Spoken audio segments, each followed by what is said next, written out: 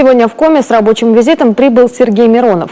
Председатель политической партии «Справедливая Россия», руководитель ее фракции в Госдуме, обсудил ряд вопросов с главой республики, провел личный прием для жителей, встретился с кандидатами от партии в Госсовет региона и со сторонниками «Справедливой Россы» в Коми. Репортаж Константина Куратова.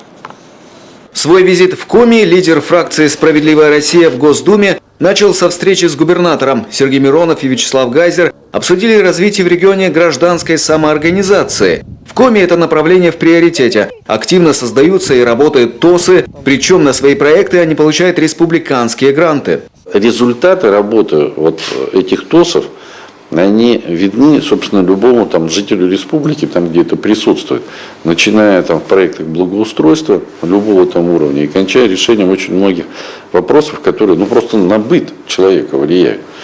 И, конечно, мы считаем, что раз эта форма, она такая достаточно успешная, она доказала себя в жизни, то, конечно, бы хотелось, чтобы и на федеральном уровне уже какая-то поддержка таких форм общественного самоуправления присутствовала.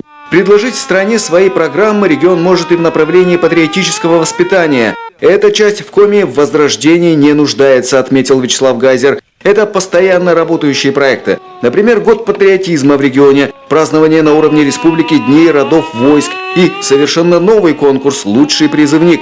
Сергей Миронов заверил главу, по обоим направлениям республика может рассчитывать на поддержку от фракции «Справедливая Россия» в Госдуме. То, что в республике уделяется большое внимание, специальный проект по развитию территориальных организаций самоуправления, товариществ, то это очень важное направление. Это создание ячеек того самого гражданского общества, о котором мы все мечтаем.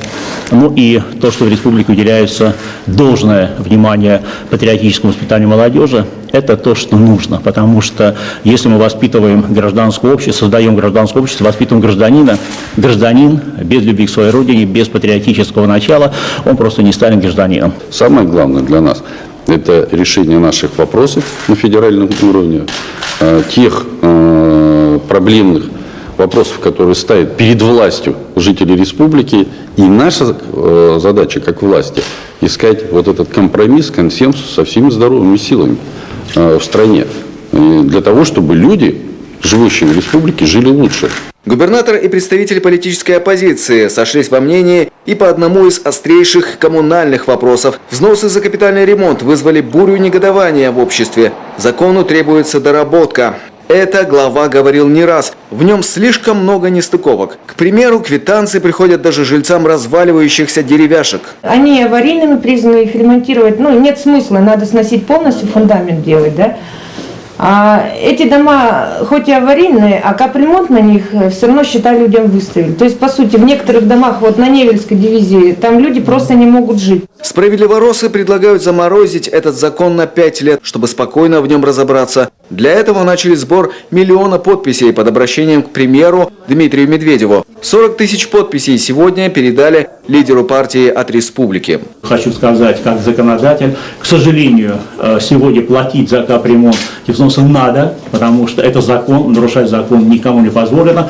Но наша партия «Справедливая Россия» будет добиваться отмены этого закона. Сергей Миронов встретился и с кандидатами в депутаты Госсовета, которые в сентябре пойдут на выборы от «Справедливой России». Сам он возглавляет этот список. Лидер отметил, насколько спокойно в регионе проходит предвыборная гонка в сравнении с другими 10 субъектами, где также жителям предстоит выбрать представителей в законодательные органы власти. Миронов назвал нынешние выборы самыми открытыми и честными за всю новейшую историю. Наконец-то мы видим свободную политическую конкуренцию, которую нам в последние годы не доставало, подытожил главный «Справедливый Рост» страны. Сергей Миронов также посетил и наш телеканал. В студии Юргана было записано его эксклюзивное интервью.